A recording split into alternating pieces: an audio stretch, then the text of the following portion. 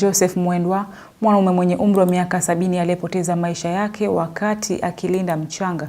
Wakazi wa wadi ya Waita, kaunti ya Kitui, imesalia na huzuni na majonzi baada ya kuondokewa na mtu aliyekuwa anategemewa na kila mmoja katika familia hiyo. Familia ikisema kuwa imelemewa na gharama ya kumwandalia mazishi. Mary Kyalo anatuarifu.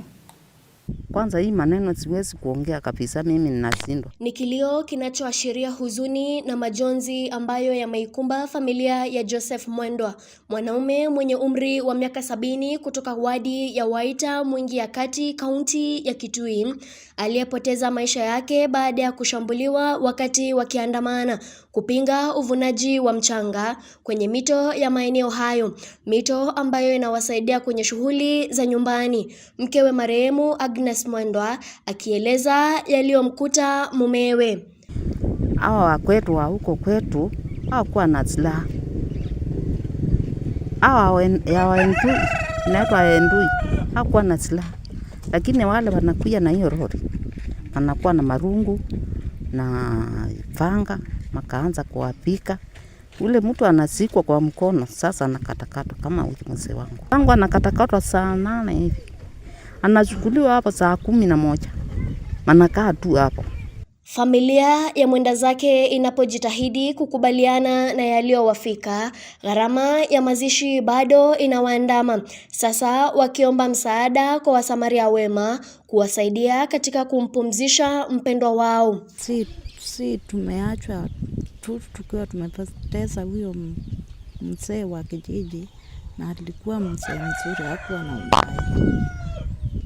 Kwa hivyo tunasema serikali inaweza kutusaidia tujindikishe huyo mzee, watatufanya mzuri. Familia hii ni moja kati ya wanaohangaika kutokana na mashambulizi hayo. Bernard Ndiso na Patrick Muthui wanauguza majeraha mwilini.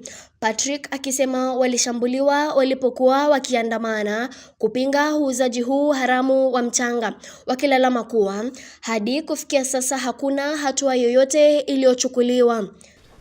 Na tulikuwa na maandamano tukitetea mchanga isiende. Alafu wakati tulikuwa na maandamano tuliteremka na mto vile marori imebeba mchanga tukiangalia. Alafu tukakuta mwisho wa daraja tulikuta tunangojewa huko na watu wakiwa na miti na panga. Watu wakatukimbisha, wakatupika, wakatukatakata. Sijasikia kama kuna hatua zozote, na tumejaribu kuwatafuta sana, lakini wale tunapata sana wenye wanaongea mambo hii na ile ingine ni hao watu wa siasa. Mambo ya mtu ati hatujasikia, ati polisi wamesema nini, uchunguzi DCI, hiyo kitu hatujasikia. Kamishna wa kaunti ya Kitui Erastus Mbowe amesisitiza haja ya kuimarisha amani na kuwataka wakazi kutochukua sheria mikononi wakati uchunguzi wa matukio hayo ukiendelea. Kupigana na kusababisha vurugu si baadhi ya suluhisho katika matatizo ambayo tuko nayo. Ningetoa mwito kila mhusika aweze kuwa mtulivu. Lakini huku uchunguzi unapoendelea, wakazi hawa wanasalia kuishi kwa hofu, wasijue hali yao ya usalama kufuatia uuzaji na uvunaji haramu wa mchanga katika eneo hilo. Mary Kyalo, Undugu TV.